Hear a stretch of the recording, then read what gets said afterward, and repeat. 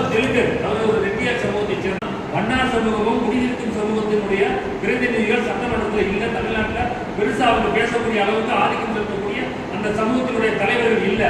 ஆனா அந்த சங்கத்துல இருந்து ஒரு முடிவு பண்ணியிருக்கிறாங்க. என்னன்னா 234 சட்டமன்ற உறுப்பினரை நாம் சந்தித்து நம்முடைய பிரச்சனையை முதலமைச்சருடைய கவனத்துக்கு கொண்டு போகணும் அப்படின்னு அவங்க சங்கத்துல முடிவு பண்ணியிருக்கிறாங்க. முடிவு பண்ணிட்டு அவங்க 233 சட்டமன்ற உறுப்பினரை சந்திக்கிறதுக்கு முன்னால நம்முடைய தலைவர் அவர்களே ஒரு கூட்டத்தை சந்திக்கிறார். சந்திச்சு மனுவை கொடுக்கிறார், எங்க சமூகத்தின் சார்பாக இதை நீங்க பேசணும் அப்படின்னு சொல்லிட்டு. மற்றவர்களை சந்திப்பதற்கு முன்னாலே சட்டமன்றத்தில் போய் இவர் பேசுறார்.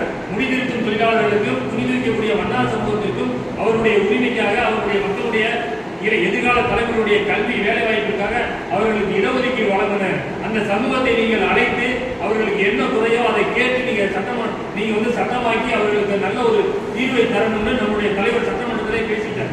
அந்த சமூக மக்களுக்கு பெரிய ஒரு ஆச்சரியம். இன்னும் நம்ம தொகுதி எம்எல்ஏவை போய் பார்க்கவே இல்லையே, அதுக்குள்ள எங்கள் தலைவர் வேல்முருகன் சட்டமன்றத்திலே பேசிட்டாரு. தமிழ்நாடு முழுவதும் அவருக்கு நன்றி தெரிவித்து சுவரொட்டி போட்டாங்க. இப்ப சட்டமன்றத்தில் இந்த கடலோரம் இருக்கக்கூடிய கன்னியாகுமரி நீரோடி தொடங்கி பழவேற்காடு திருவள்ளூர் மாவட்டம் பழவேற்காடு வரைக்கும் கடலோரம் இருக்கக்கூடிய மீனவர்கள் பல்வேறு 15-16 சாதிகளாக இருக்கிறார்கள். உட்பிரிவுகளை எல்லாம் ஒன்னா சேர்த்து பரதவர் என்று எங்களுக்கு ஒரே ஜாதிய அரசாணை வழங்கணும்னு சொல்லிட்டு அவங்க ஒரு கோரிக்கை கொடுத்திருக்கிறாங்க. அதை நம்முடைய சபாநாயகத்தை இந்த சட்டமன்ற கூட்டத்தொடரில் பேசுவதற்காக கொடுத்திருக்கிறார். இன்னும் பேசுறதுக்கான வாய்ப்பு வரல. சட்டமன்றம் முடிவதற்கு அதற்கான அவர் பேசக்கூடிய ஒரு வாய்ப்பு இருக்கு. அப்ப வண்ணார் சமூகம், குடியிருக்கும் சமூகம், மீனவர் சமூகம் என்று ஒரு பிரதிநிதிகள் இல்லாத ஒரு சமூகம், இப்படி பல்வேறு சமூகத்தினுடைய சேலத்தில் ஒரு பெரிய ஒரு மாநாடு நடத்தி போயர் என்ற ஒரு சமூகம், நாமெல்லாம் கேள்விப்படாத ஒரு சமூகம், அறியாத ஒரு சமூகம், அவர்கள் ஒரு மாநாடு நடத்தி அந்த மாநாட்டுக்கு தலைவரை சிறப்பு அழைப்பாளராக அழைச்சிருக்கிறாங்க. அந்த சமூகத்தினுடைய பிரதிநிதியாக அங்க போய் பேசுறாங்க அந்த மக்களுக்காக.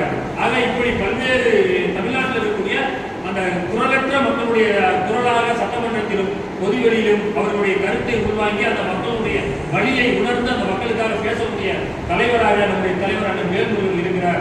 அவரை ஏற்றுக்கொண்டு இன்னைக்கு வந்திருக்கக்கூடிய நீங்கள் இன்னைக்கு 10-15 ஆண்டுகளாக தூக்கக்கூடிய கட்சி இருக்கு. ஆனால் இன்னும் பெருசா எவ்வளவோ பாடுபடுறாங்க நிர்வாகிகள், ஆனால் பெருசா மக்கள்கிட்ட கொண்டு போய் சேர்க்க முடியல.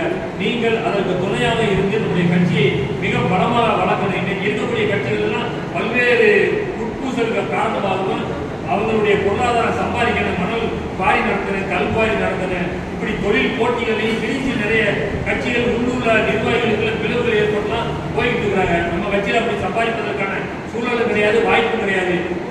நம்முடைய பணத்தை செலவழித்து நம்முடைய உடல் உழைப்பை கொடுத்து இந்த கட்சியை வளர்த்து தலைவர் வேல்முருகன் ஒரு மிகப்பெரிய ஒரு அதிகாரத்திற்கு வரணும். அப்படி வந்தால் தமிழ்நாட்டில்